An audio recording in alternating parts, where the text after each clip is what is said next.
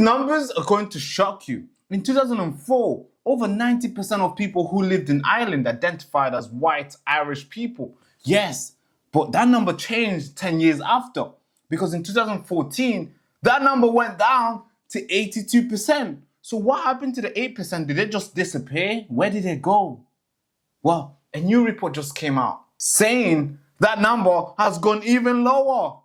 Yes, to how much? To what number? 69%. So the last 20 years, over 20% of white Irish people just disappeared from Ireland. Why? Where did they go? Did they just go on holiday and somehow never came back? What's going on? It's important. We need to talk about it. And there's things I'm going to show you here that's going to make you question what the Irish government is doing to the Irish people. I mean, there's places that's been turned into a little village, and houses are coming up, and all that is to just put illegal migrant there. Men, fighting age men. It's scary. And I think for the Irish people's sake, we need to talk about it. Nowadays, it feels like a joke talking about Irish migration because all of them seem like it's fine. They are pro-migration. Everybody that wants to come, they can come. And it gets to the point where people are joking about it. Here's a video I want you to watch. Before granting you entry to the Republic of Ireland, I just have a few simple questions. Please pour a pint of Guinness from this can. No, wait. Never drink Guinness from a can. Correct. Welcome to Ireland, lads. Wow. That's how easy it is. But all jokes aside, right? Let's get into it. I want to show you these videos. They're really, really mean. And I also want to show you some numbers of people, how many people have coming into Ireland and how many people have left Ireland. Yeah, they're really strange. But first one, I want to show you this cut one of how the Irish government are turning farmland, they're turning that up into a small little place, into a little street area, and they're building, like, literally, they're building so many houses very quick. I don't even think it's a house. They're literally putting containers. That's how fast they're trying to build them. They are turning containers into houses. It's really scary. Watch this. Can you see this? Can you see that they're literally turning this area? You could tell it's a farm place. It used to be a farm. They're turning it up and they're building these houses, fast houses.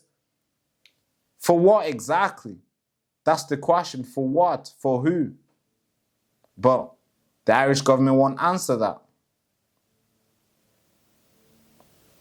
Yeah. Insane. So many houses they're building. Just watch it. Keep watching. Because I'm going to show you the next one. It's even bigger. And I'm also going to show you what the Irish citizens, what they think about this. And other stuff that I think is really strange that the nation needs to know.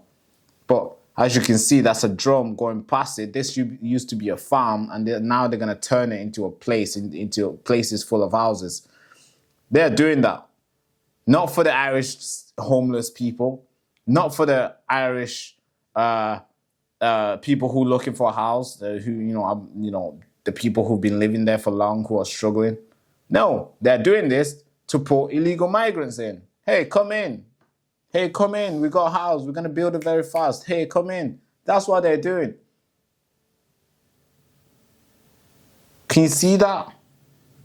That whole place is going to be a new block of houses for people who they don't even know. That's one clip. And it gets worse on this other clip, because this other clip, there's so many of them. And I'm going to show you another clip of, oh man, I really do feel bad, because Ireland is a small little place. It's a tiny little place, but for some reason they're planning to bring more people in. Why? For what reason? I don't get it. Like 5 million population, 5 million people population. But you want to get more millions of people in?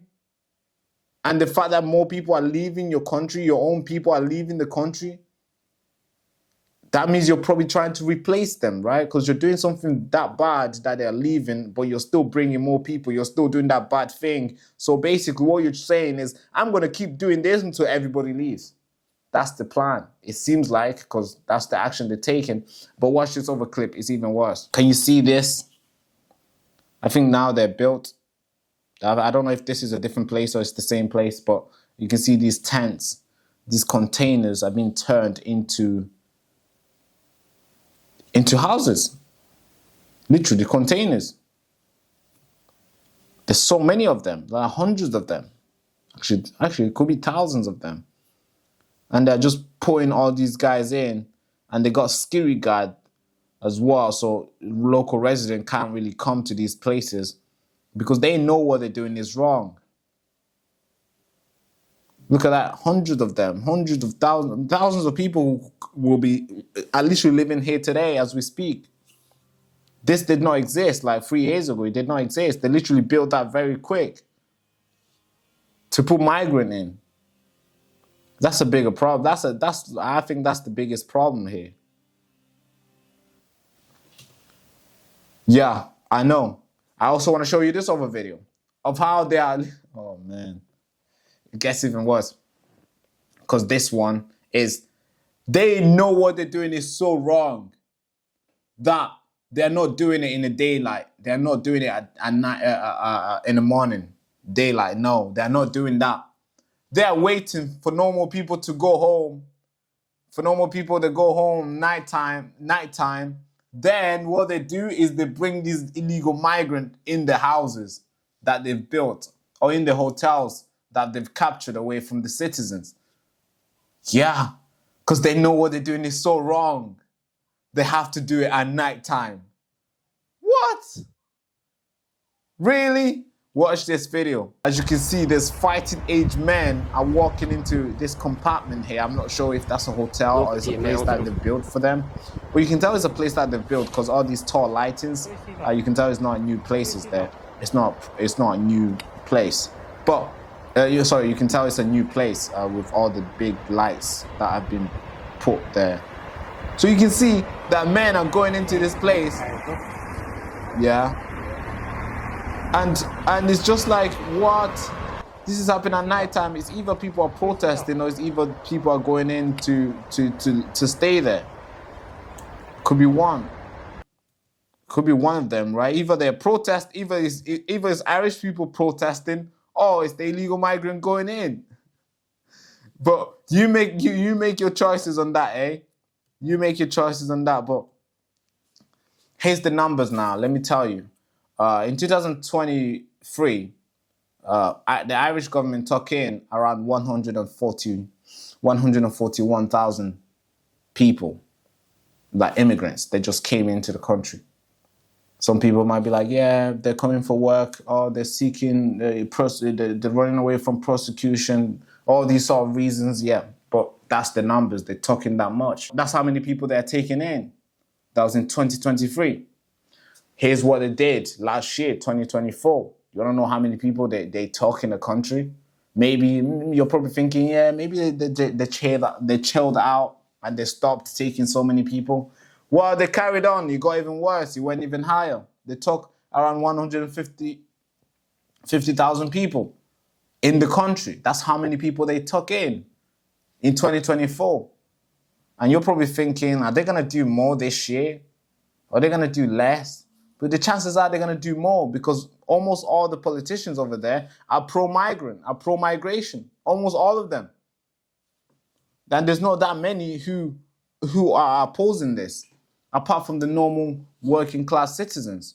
Here's a video I want you to watch of a lady fighting this, of a lady sending a message saying that she doesn't want this to happen to them. You know, she doesn't want the country to be turned. She wants the country to stay Irish. But watch this.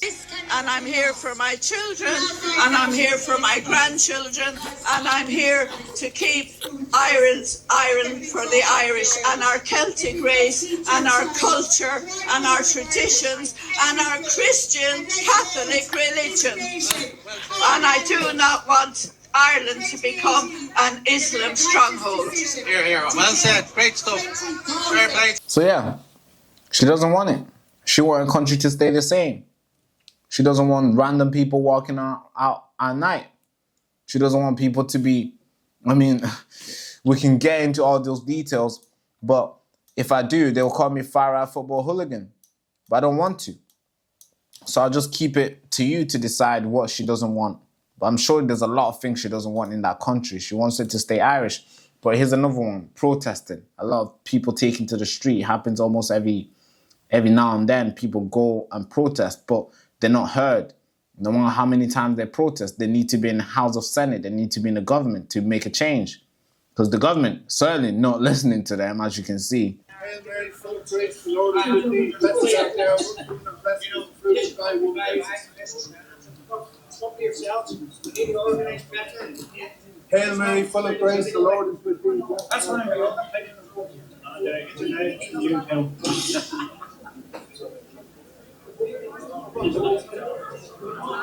So there's banners of all sorts. There's banner of obviously the Irish flag, pro-Irish, anti-illegal migration, Jesus and stuff, Catholic stuff, and there's pro-Christian Irish.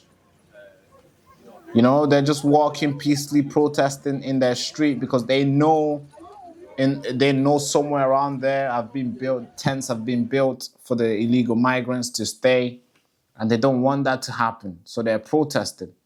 But no matter how many times they protest, nothing changes, because this thing has been happening. I told you at the very start, in 2004, like the Irish government, the Irish country was 90% white Irish people. Then it just changed suddenly. Now it's 69. So what happened to the rest of the white Irish people? Did they just disappear? That's the question we need to ask. But ask no further, because here's what happened to those guys. They are leaving the country. You want to know why they're leaving the country? Because they feel unsafe. And it gets even worse. I made a video about this, about the Irish government, about the Irish people. You can go check it out. It's literally going to be the first link in the description. You can go check that video out, which goes more in depth of what's going on in Ireland. And we might be sitting here in the UK thinking like, oh yeah, it's really bad over here, it's really bad over here. But I think it's even worse in Ireland, because I think because we are a bit bigger, right? We got Scotland, we got Northern Ireland, we stole that away from them. Oh man, see, tough history. We got Wales, and England, and all these things. So it's a bit bigger. But Ireland, they just have that little place. And if they're taking so many people in, it's going to get so bad that they're going to notice later. Because right now, as we speak, I am making a piece about this. I'm making a video about this book, my favorite book. Here's what happens. I'm gonna read out some piece. I'm gonna read out something about in this book that I'm making I'm reading this book specifically for a video that I am really invested into making about the UK migration, about the UK problems that we have here. And this book, literally, I think just talking about this and speaking to you about this, there's something I need to read to you. Cool. Here's the quote I need to read. Just take this quote in, yeah. Just keep it in, cool. I've come to see institutional decline like a stage disease, harder to detect but easier to cure in the early stage, easier to detect but harder to cure in the later stage. An institution can look strong from the outside, but inside it's already sick and dangerously on the curbs of procedural fall. Yeah, so that's what Ireland is going through right now.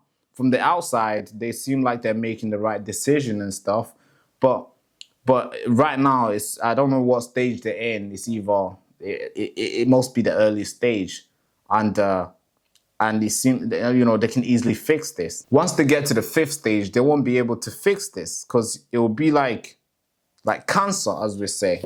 On the early stage you can cure, but when it gets to the later stage, it's really hard. But yeah, I'm making a video about Britain and I'm using this book to go through it. So this book talks about the decline of How the Mighty. It's called How the Mighty Fall. You can go get it. You can get a copy of it from Jim Collin. Great guy. Talks about business, entrepreneurship. Great guy. So I'm talking about it. I'm reading it. So I'm going through all history, Britain's history. And I'm going through what this guy is talking about, how great company, like the greatest company that we all fall like, ooh, these guys will not fall. Like the Bank of America, we're like, oh, these guys are so big, they won't fall. Then they just go. They just fall. You know, like Fannie Mae and all these institutions. And also that goes to countries. And we've seen the Egyptian Empire, all these things, you know, the Britain Empire. Like, where they're now, they just fell, gone, disappeared. That's what we're going through here. And there's 5 stages that countries go through and businesses go through. And let me just read it. Let me just read it too. Let me just read it to you right now. Well, the first one is hubris born of success. You know, they get to the point where they feel like they are really, really good and they can't fall. Like they're huge, massive, cool. They just forget what they did to get there in the first place. I think that's what Britain forgot about the industrialization. They did that. They started that. And now they're forgetting it all for this climate change stuff. Yeah, that's one. Hubris born of success. They feel so cool that like, oh, we can't fall, man. We are too big. They don't want to listen to numbers. The next one, the next stage 2, is undisciplined pursuit of more. Undisciplined pursuit of more, meaning like they want to do a lot of things. They want to own this. They want to do this. They want to implement so many ideas. Why? They don't even know themselves. They are just undisciplined. They're not sticking to the one thing that works. The next stage 3 is denial of risk and peril. So this is where a warning sign starts showing on the machine, wherever machine they have. This is where they start seeing a little warning.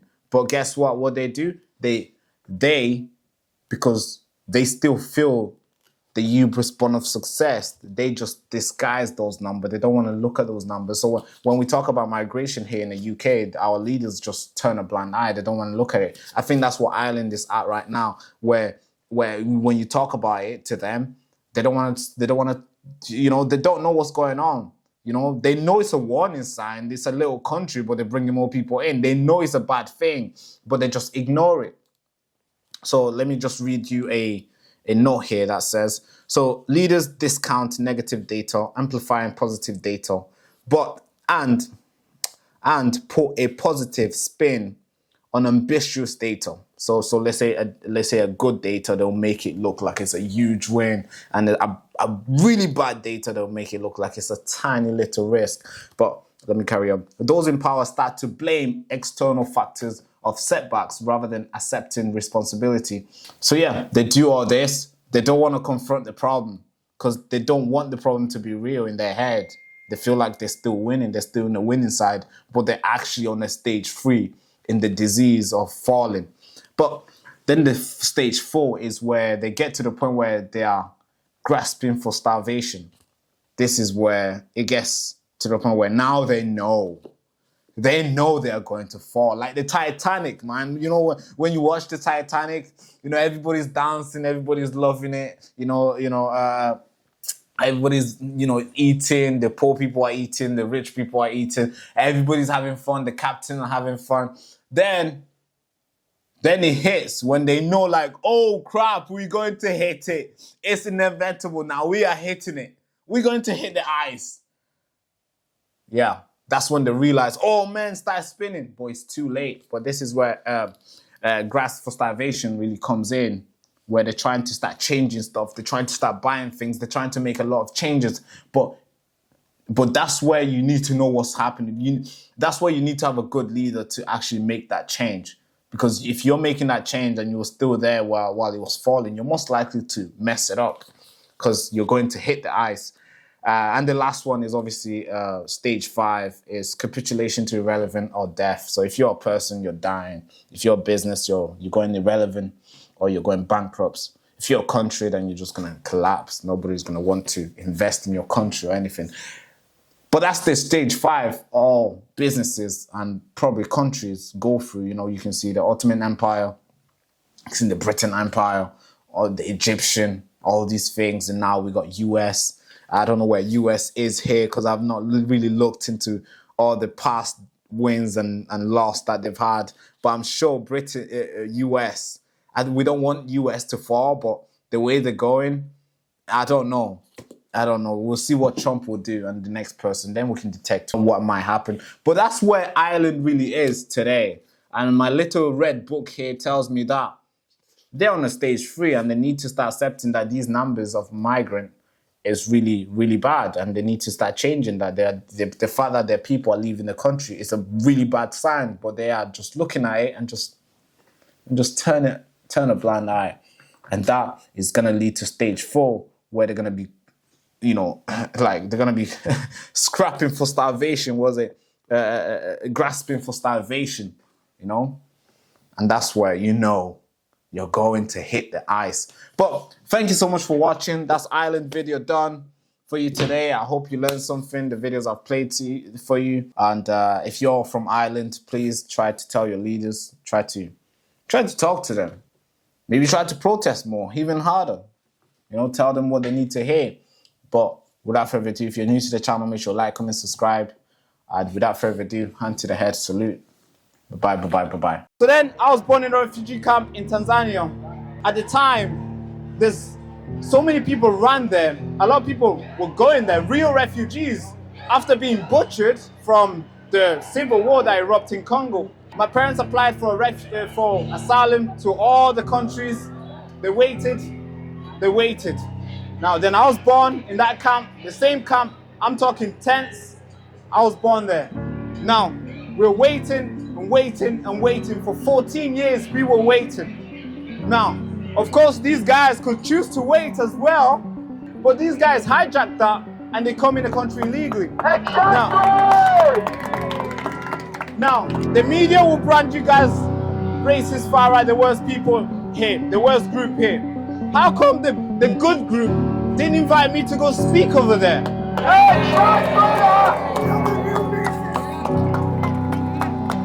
So I call this the greatest awakening because all the way from over there, there's hundreds of people turning up.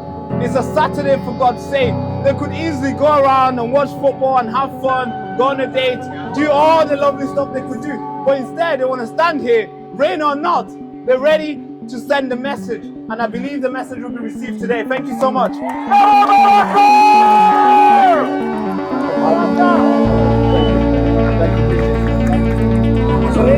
For anybody in the back who struggled to hear this young man's story, one incredible, brave young man. Oh yes, I